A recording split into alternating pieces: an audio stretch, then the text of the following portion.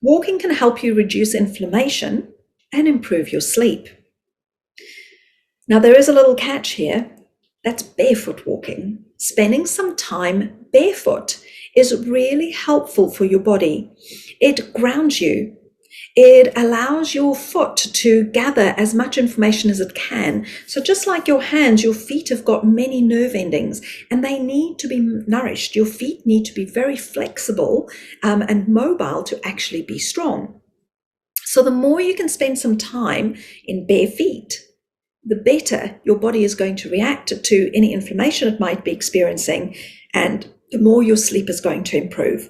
So spending 20 to 30 minutes a day barefoot, walking on different textures, not boring textures like carpet or the linoleum in your kitchen, but actually creating texture by using a spiky ball or rock boards, or getting outside and just walking on the grass versus walking maybe on a riverbed or something like that.